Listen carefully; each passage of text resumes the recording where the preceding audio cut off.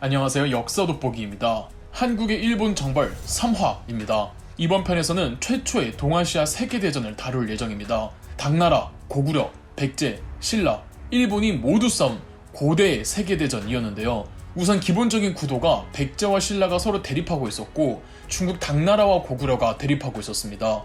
한편 일본에서는 쇼토쿠 태자가 소가시와 함께 내전에 승리하고 권력을 잡으면서 적극적으로 불교를 수용하는 가운데 친백제 외교 노선을 이어가고 있었습니다. 그러나 점차 시간이 지나며 소가시의 전횡이 심해지자 정치의 환멸을 느낀 쇼토쿠 태자는 섭정을 그만두고 사찰에 들어가 승려로 삶을 마감합니다. 쇼토쿠 태자까지 물러난 마당에 소가시의 세상이었고 천황은 허수아비였으며 소가시가 독주하고 있었습니다.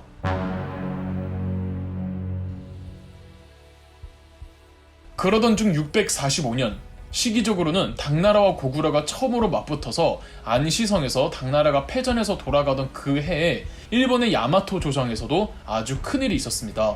소가시의 불만을 품은 왕족 나카노오의 황자와 반소가시 일파였던 나카토미노 카마타레가 힘을 합해서 소가시 세력을 축출해낸 뒤 나카노오의 황자는 자신의 삼촌을 코토쿠 덴노로 옹립합니다. 천황은 코토쿠 덴노여도 실권자는 나카노오의 황자였으며 나카노오의 황자는 새로운 정치 개혁, 이른바 다이카 개신을 발표합니다. 다이카 개신은 기존의 친백제 노선보다는 친당나라 노선을 표방하며 이른바 율령체제라는 당나라로부터 중국식 정치체를 수용하겠다는 정치적 개혁이었죠. 그러나 본인이 천황인데 조카가 실권을 품고 있는 것에 불만을 품은 코토쿠 덴노는 나카노오의 황자와 정치적 대립이 발생하는데 거의 모든 호족들과 신하들이 다 나카노오의 황자를 따랐던 겁니다.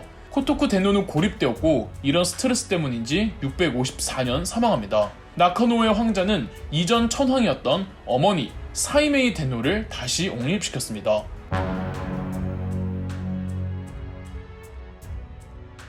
정권을 다시 쥔 나카노오의 황자는 다시금 친백제 노선을 표방했습니다. 다이카 개신 때의 친당나라 노선은 자신보다는 삼촌 코토쿠 덴노의 입장이었던 것 같습니다. 코토쿠 덴노까지 없어져 이제 권력의 독보적 1인자가 된 나카노오의 황자는 백제와 친선 관계를 계속 유지해가는 가운데 660년 신라와 당나라 동맹군이 백제를 멸망시켜버렸습니다. 백제 멸망은 일본의 야마토 조정에도 엄청난 충격을 주었습니다. 그간 오랜 파트너였던 백제가 없어져 버린 겁니다. 그러나 백제 멸망과 동시에 백제 부흥운동이 전개되죠. 지금의 충남 예산인 임존성에서 한때 좌평을 역임했던 복신이 승려, 도침과 함께 백제 전역의 부흥 항전을 자극하면서 백제 부흥운동의 중심 역할을 해주었습니다. 또한 복신은 일본의 서신을 보내 구원병을 요청했고 일본의 나카노오의 황자와 사이메이 덴노는 적극적으로 백제 부흥을 돕겠다는 입장을 보냈습니다. 이 시기 661년 사이메이 덴노가 사망하고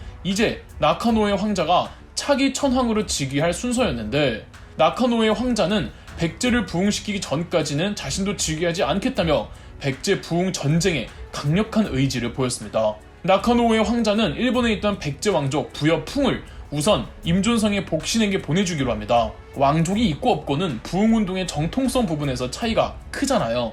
661년 2월 복신은 군대를 동원해 백제의 옛 수도 사비성을 포위하였습니다. 그러나 당나라군의 거센 공격에 반격하지 못하고 다시 임존성으로 후퇴해야 했고 때마침 신라 지원병들이 도착해 백제 곳곳을 초토화시켜 나갔습니다. 이때 유일하게 승리를 거둔 백제의 성이 있었는데 오늘날의 충남 서천인 주류성이었습니다. 복신과 도침은 주류성으로 근거지를 옮겼고 이때부터 주류성이 백제 부흥운동의 전진기지가 되었습니다. 한편 임존성에서는 흑치상지 장군이 계속 남아 성을 지키며 임존성에서 부흥운동을 계속 전개합니다. 당시 망한 백제를 관리하던 당나라 측 장수가 유인궤였는데 유인궤는 사비성보다는 지금의 충남 공주인 웅진성이 백제 부흥군을 진압하기 더 용이하다고 판단해 근거지를 웅진성으로 옮겼고 이게 바로 웅진도독부였습니다. 그리고 661년 9월 일본에서 부여풍이 주류성에 도착했습니다. 복신과 도침은 부여풍을 왕으로 추대했으며 백제 곳곳에서 백제가 부흥했다며 백제의 지방 세력들은 주류성을 백제의 새로운 수도로 여기며 백제의 세력이 다시금 불이 붙는 듯 했습니다. 거기에 나카노오의 황자도 조만간 대규모 군대를 파견하겠다고 했죠. 그런데 주류성에선 예기치 못한 내분이 발생하면서 어둠의 징조가 깔립니다. 도침과 복신 사이에 전쟁의 방향성에 대해 이견이 갈리더니 부흥운동군의 주도권을 두고 다툼이 발생합니다. 결국 도침은 복신이 보낸 암살자에게 살해됐죠. 도침의 세력까지 포섭한 복신은 백제 부흥운동의 리더 겸 실권자가 되었습니다. 모두가 복신을 우러러봤고 또 모두가 복신을 따랐습니다. 여기에 복신에게 부여풍은 질투심을 갖게 됩니다. 분명히 부여풍이 왕이지만 권한과 권력 그리고 인기까지 전부 복신이 다 독차지하고 있고 본인은 왕이지만 아무 일도 안 하고 있었으니까요. 심지어 부여풍도 복신이 부른 거고 복신이 추대한 왕이다 보니까 복신을 경계하기 시작했습니다. 부여풍의 피해의식도 작동한 것이 부여풍은 오랫동안 일본에 있느라 백제 본토에 대한 영향력이 전무후무했습니다. 반면 평생을 백제에 살며 부흥운동을 주도하던 복신의 영향력은 너무나도 컸던 거죠. 당시 주류성 백제 부흥운동군에는 복신 및 백제인들과 부여풍 및 그를 따라 들어온 일본 장교들로 구성되어 있었고 이들 사이가 그렇게 좋을 수만은 없었습니다. 부여풍은 왕에 대한 자의식 표출을 위해 주류성이 복신의 근거지라는 이유로 지금의 전북 김제인 피성으로 세력지를 옮기기로 합니다. 명목상은 피성에 식량이 많이 쌓여있다는 것이었지만 실제로는 복신과 그 세력을 약화시키기 위한 부여풍의 노골적인 의도가 있었습니다. 662년 12월 피성으로 옮기기는 했으나 663년 2월 신라군의 공격을 받아 다시 주류성으로 돌아와야만 했습니다. 3개월 만에 컴백했던 거죠. 복신에게서 주도권을 뺏어오려고 했던 부여풍의 의도는 실패했고 그럴수록 복신에 대한 부여풍의 불신과 갈등은 고조되어 갔습니다. 부여풍이 기대를 거는 건 조만간 일본이 보내준다던 지원군이었습니다. 복신도 왕이 자신을 꺼려하고 언젠간 자신을 제거하리라 예상을 충분히 하고 있었습니다. 복신은 부흥군 내부에 분열이 결코 있어서는 안 된다고 생각해서 부여풍을 내쫓으려고 합니다. 그러나 선수를 친 건 부여풍이었죠. 부여풍은 군사들을 보내 복신을 기습 체포하였고 바로 처형시켰습니다. 여기서 부여풍은 복신의 목을 잘라 소금에 절인 후 효수해버렸습니다. 당연히 복신을 따르던 수많은 지방 성주들이 부여풍에게 등을 돌렸습니다. 이런 상황 속에서 663년 3월 일본에 가미스케 누노 기미와카코가 이끄는 27,000의 일본군이 도착합니다. 이후 일본에서 추가적으로 1만 명과 5천 명을 두 차례 더 파견했다고 하는데 이는 확실하지 않습니다. 이에 당나라는 7천여 명의 지원군을 웅진으로 파견하였고 신라 측에서는 문무왕이 직접 신라 장수 28명을 데리고 웅진으로 떠났습니다. 당나라 장수 중에서는 의자왕의 장남 부여융도 있었고 신라 장수 28명 중에는 김유신도 있었습니다. 다시 모인 나당 연합군은 6해군으로 나누어 주류성을 공격하기로 합니다. 육군은 주류성으로 직공하고 수군은 백강을 타고 오면서 일본의 수군과 싸운 이후 육군에게 군량을 수송하기로 합니다.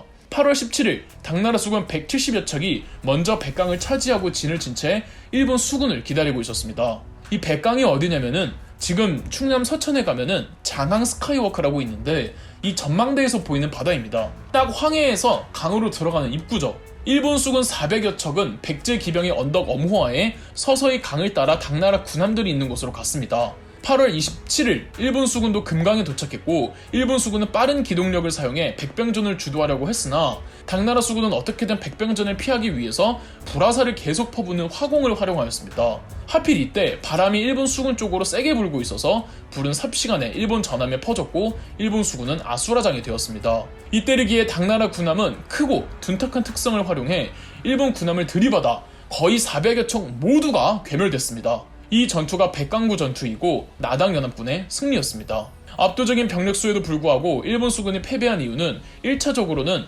강 초입을 먼저 선점하지 못한 게 컸습니다. 주류성에서 일본 병력만 기다리던 부여풍은 소식을 듣고는 몰래 성을 나와 고구려로 도망을 갔고 백제 부흥군은 항복하였습니다. 백제 다음 나당 연합군이 일본을 공격하리라고 생각하고 있던 나카노우의 황자는 일본에 있던 백제 기술자들을 총동원하여 쓰시마 섬의 가네다성, 규슈섬의 미즈성, 오노성, 가이성 등 요충지마다 산성을 축조해 방어에 모든 걸 다 쏟아부었습니다. 그러나 나당 연합군의 다음 목표는 고구려였고 668년 고구려도 멸망했죠. 이후 나카노의 황자는 덴지덴노로 즉위합니다. 고구려가 멸망하자마자 신라의 문무왕은 덴지덴노에게 국교 회복을 요청해옵니다. 왜일까요? 신라가 싸울 상대가 새로 생겼다는 뜻이겠죠?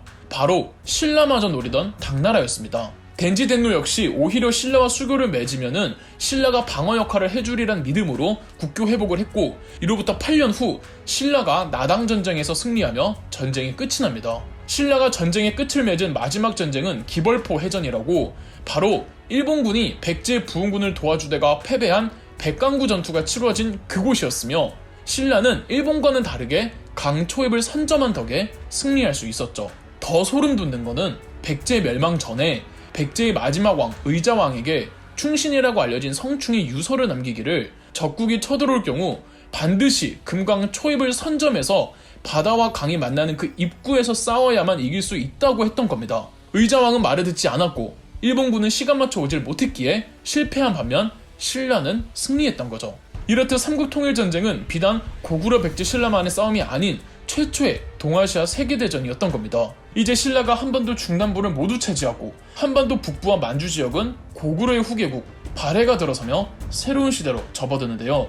이 새로운 시대에 맞춰 한국의 국가들과 일본은 또 어떤 외교를 이어나가게 될까요? 그럼 역사 돋보기였습니다. 영상 재미있으셨다면 구독과 좋아요, 알림 설정까지 해주시면 감사드리겠습니다.